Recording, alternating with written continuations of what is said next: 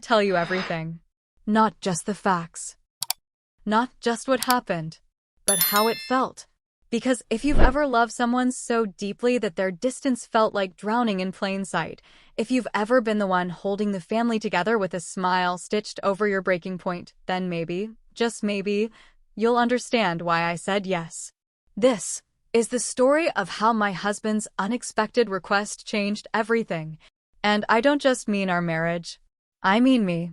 So before we dive in, I want to ask you something, too. Have you ever been asked for something that made you question everything you thought you believed in? Something that made you wonder, is this still love? Or is it just a shadow wearing love's face? Subscribe to Heartfelt Tales Unfold, where we share the truths that tremble beneath the surface. Because the next story might echo your own. And trust me, you won't want to miss what comes next. I'm 34. Used to be a high school teacher. English literature. Now I'm home full-time with the kids. I left the classroom 5 years ago when our second child was born. Back then, I told myself it was the right choice. I wanted to be present. I wanted to give them everything I didn't have growing up. But somewhere along the way, I stopped noticing when my name wasn't being called for anything other than snacks or laundry. My husband, Daniel, is a good man. Quiet. Reliable. He works in finance. Long hours. Longer silences. He wasn't always like that. When we first met, he was attentive. Playful. He remembered little things, how I liked my coffee, how I tapped my fingers when I was nervous. But now, he barely notices when I walk into the room. We live in a comfortable home just outside the city. 3 bedrooms, a fenced-in yard, toys scattered across every corner. It looks perfect from the outside. It even felt perfect once. But slowly, quietly, something started slipping. At first, it was just the silence between us that grew louder. Then it was the dinners eaten across from each other, but never really together. The missed anniversaries that came with tired apologies or none at all. The way he looked at me, but didn't see me. Like I'd become background noise in my own marriage. We have 2 children, Emma and Liam, 8 and 5. They are my joy and my exhaustion. Most days, I'm running on autopilot, school drop-offs, dishes, spilled juice, laundry, homework, bedtime battles. And somehow, in the middle of all that, I disappeared. I used to write poetry, short stories, just for myself. But now my notebooks stay in a drawer I never open.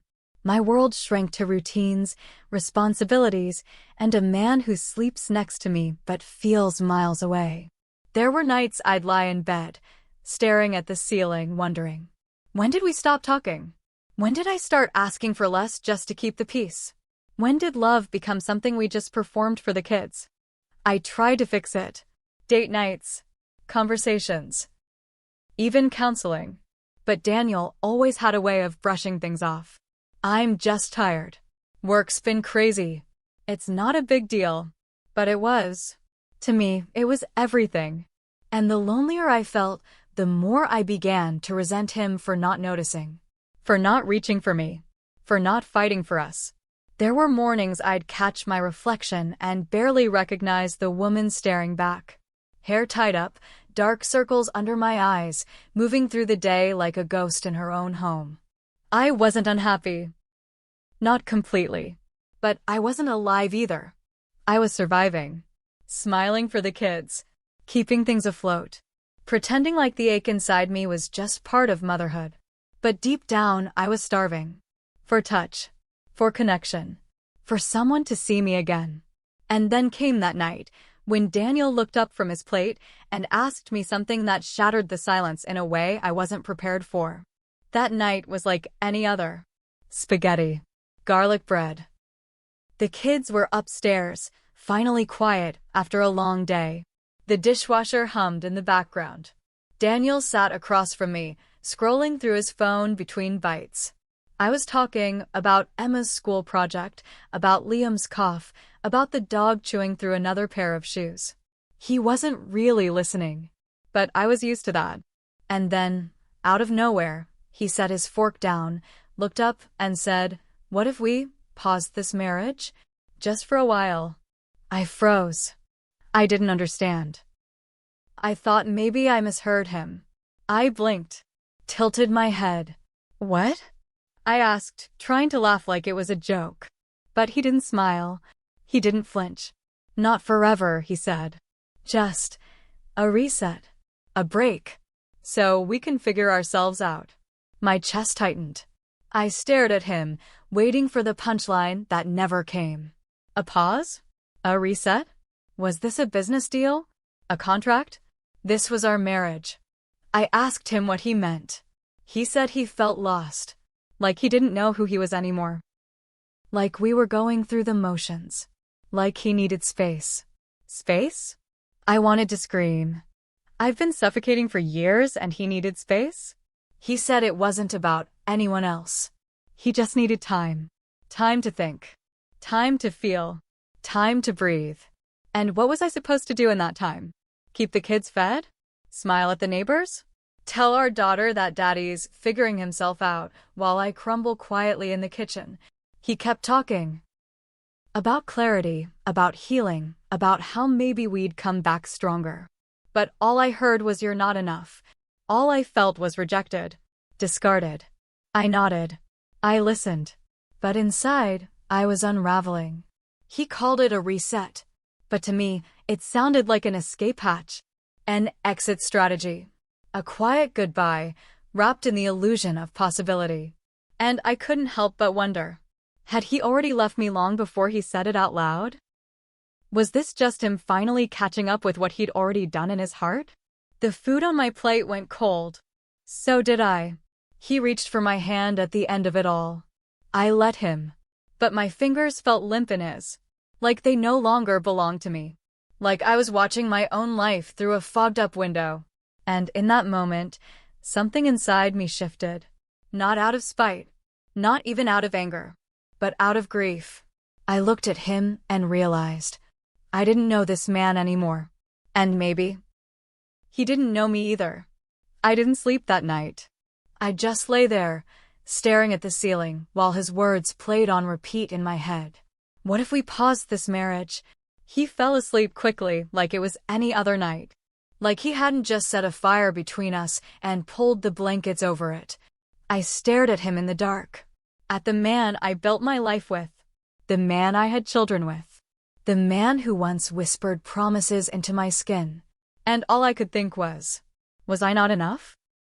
Had I missed the signs? Was there someone else?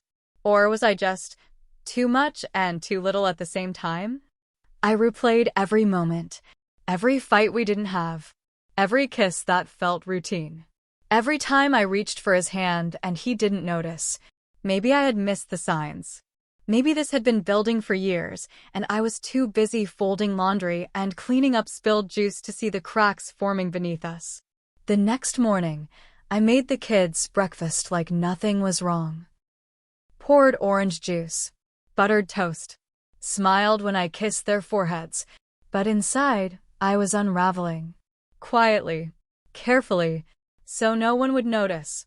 I told myself maybe this is what he needs. Maybe if I give him space, he'll come back clearer. Kinder. More certain. But part of me, the part that used to fight, wanted to scream. What about me? When do I get a break from holding everything together? I started journaling again. Late at night, when the kids were asleep and the silence in the house felt too loud to bear. Pages filled with questions I couldn't ask him. Thoughts I couldn't say out loud. Words like invisible and angry and lost. I didn't tell anyone. Not my sister. Not my best friend. I didn't want to hear the pity in their voices. Didn't want them to tell me to be strong when I didn't even know what that meant anymore. Every day felt like a choice. To pretend. To push through. To be the mother, the wife, the woman who didn't fall apart even when everything inside her already had. Some nights, I sat on the bathroom floor, knees pulled to my chest, just breathing. Trying not to cry too loud. Trying not to wake the children. I went through the motions: school drop-offs, grocery runs, smiles at neighbors. But something in me was shifting. A deep, slow war was unfolding inside me. One voice saying, "Hold on. Fight for him. Fight for your family." And another whispering, "You've already been fighting alone. What are you really holding on to?" I wanted to be angry, but I was tired. Too tired for rage. Too hollow for confrontation. Instead, I just became quiet. Quieter than I had ever been. Because when the person you love asks for distance, you start wondering if your closeness was ever wanted in the first place. And in that silence, in that heavy space between what was and what might never be again, I started asking myself something I hadn't dared to before. What if I stopped waiting? A week after that dinner, Daniel packed a small bag and left. No fight. No big scene. He kissed the kids goodbye, told them he'd be staying at a friend's for a bit, and gave me a half-hearted smile that barely reached his eyes. I stood at the doorway after he left, not sure whether I wanted to scream or collapse. The house felt quieter than ever. Not peaceful quiet, the kind that echoes. The kind that makes you feel like the walls are closing in on you. At first, I tried to stay busy. I filled every hour with errands, chores, schedules. I scrubbed floors that didn't need scrubbing. Organized closets just to feel like something in my life still made sense. But at night, when the kids were asleep and the stillness came back, I felt like I was being swallowed. And that's when I met him. Not in some romantic, cinematic way. Just casually. He had just moved into the house 2 doors down, a quiet, warm-eyed man named Aaron. Divorced. Early 40s. Friendly, but soft-spoken.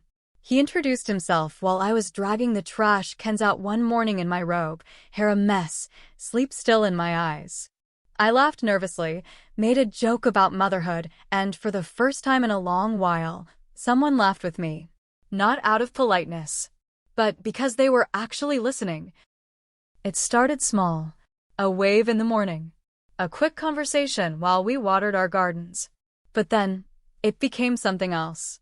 One evening, I locked myself out while taking out the recycling. Daniel had always been the one to remind me to grab my keys, but he wasn't there.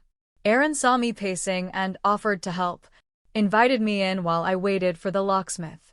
His home smelled like cedar and coffee. There were books stacked on the counter, jazz playing softly in the background. I didn't expect to stay long, but we talked, and it was easy. He asked about my kids, my life, my writing. Things Daniel hadn't asked me about in years. He noticed my hair was shorter. Said it looked nice. Not in a flirty way, just honest. And God, it caught me off guard how much that meant. I went back to my house that night and stood in front of the bathroom mirror for a long time, touching my hair, looking at myself, wondering why I felt seen by a man who barely knew me, and invisible to the one who knew everything. It didn't turn into anything right away, but the conversations continued. At the mailbox, on my porch, over coffee when the kids were at school. Harmless, comforting, but it didn't stay that way. There was a night, rain falling, wind shaking the windows, and I couldn't sleep. I went out onto the porch, wrapped in a blanket, and there he was on his own porch, mirroring me. He waved. I waved back.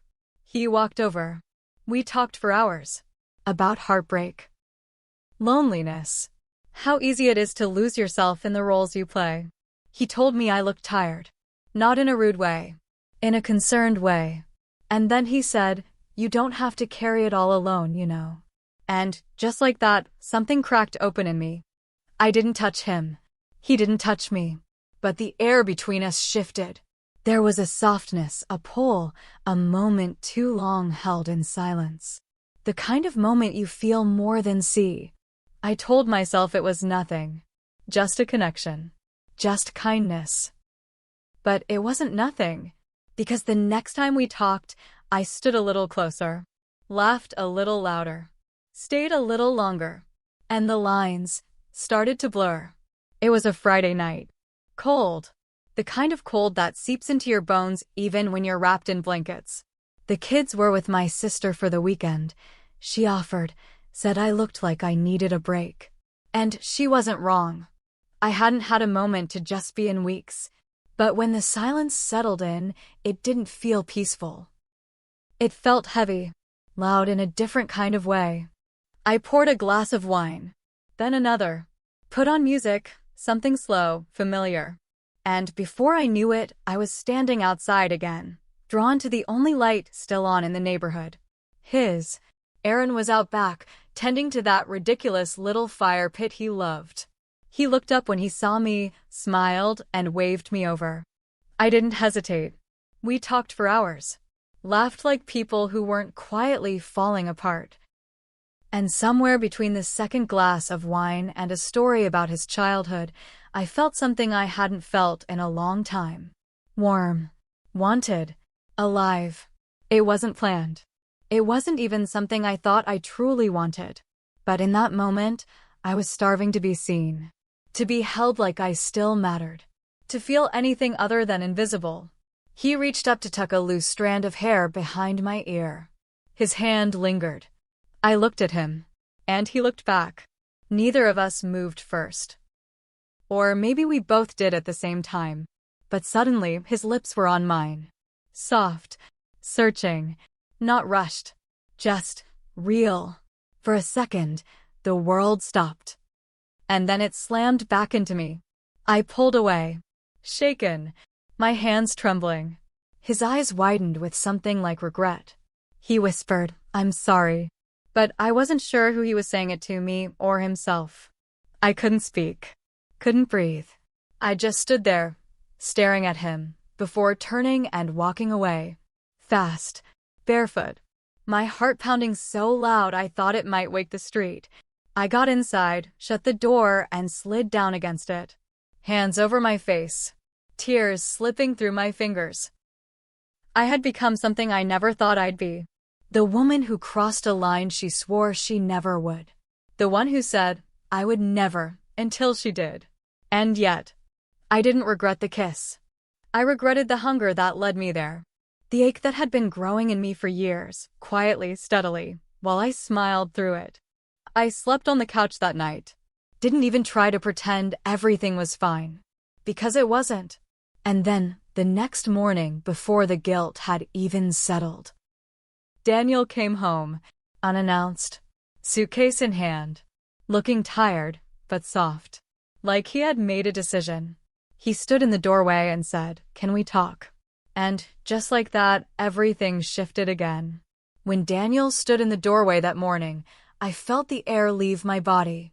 He looked smaller somehow, not physically, but in the way a man looks after he's been wandering through something heavy and came back hoping to be forgiven. He smiled, weakly, and I forced one back. We sat in the living room, knees inches apart, but the space between us felt like miles. He said he'd been thinking, said the time apart made things clearer, said he realized he still wanted us, that he'd made a mistake. And I just nodded. Not because I believed him, but because I didn't know what else to do. He reached for my hand, held it in both of his, said he missed me, said he missed the kids, said he wanted to come home and try again. And all I could think was, why now? Why now, after I've already fallen? I wanted to scream, to ask him why it took my silence for him to finally hear me, why it took him stepping away to realize what he had walked away from. But I didn't.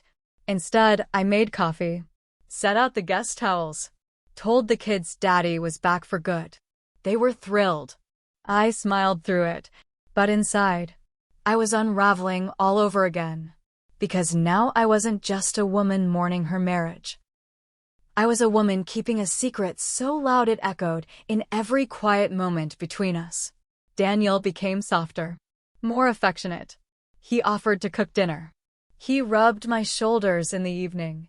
He asked about my day, and I responded, politely, mechanically. But something inside me had already shifted. I couldn't unsee the cracks. Couldn't unknow the feeling of being wanted, of being looked at like I mattered, even if it came from the wrong person in the wrong moment. I stopped seeing Aaron. Not because I had to, but because I couldn't. Every time I passed his house, I felt my stomach twist. I ignored his texts. Polite. Cautious. Hope you're okay. I'm sorry. I couldn't answer. What would I even say? I still saw him, sometimes. Watering his plants. Walking his dog. Our eyes would meet briefly. Then drop. We were both drowning in a shame we didn't have words for. Two people who had crossed a line and could never quite find the way back to before. At night, Daniel would touch my waist in bed, and I'd flinch just slightly. He didn't notice. Or maybe he pretended not to. I laughed at his jokes. I packed his lunch. I said I loved him. And in some strange, twisted way, I did. But not like before. Because now, every moment felt like I was playing a part one didn't audition for. Smiling on cue. Keeping the story clean. And deep down, I knew it was only a matter of time before something gave out. I couldn't stop thinking about it. That kiss. The way it pulled something out of me I didn't even know I was still holding on to. The way it reminded me, just for a moment, what it felt like to be alive. But in the days that followed, I found myself choking on silence. I kept asking myself, was it wrong? Was I wrong for needing something my husband couldn't give me? Did I cheat? Or was I just a woman abandoned in plain sight, who happened to fall into the arms of someone who saw her when it felt like no one else did? Every night, after the kids were asleep and Daniel was brushing his teeth, I'd sit at the edge of the bed and wonder if he'd be able to look at me the same if he knew what I'd done. I wasn't proud. I wasn't blameless. But I wasn't the only one who had let go. It just looked different when I did it. He had walked away with a suitcase. I had walked into a moment I couldn't take back, and now we were back under the same roof. Playing the roles of husband and wife, pretending the pause never happened, pretending I hadn't stepped outside the lines while he was gone. But I carried it with me. In every glance. Every meal. Every touch that didn't feel quite real anymore. Guilt became a second skin. Thin and itchy. Always there. I wore it when I helped Emma with her homework. When I folded Daniel's shirts. When I smiled in the mirror and didn't recognize the woman smiling back. Some nights I'd lie awake, watching the ceiling fan spin in slow, lazy circles, and whisper the truth to myself. It happened. It meant something. And I can't take it back. But then I'd hear Liam stir in his room, or feel Daniel's hand reach for mine in the dark, and the fear would flood in all over again. Fear of ruining what was left. Fear of breaking my children's hearts. Fear of saying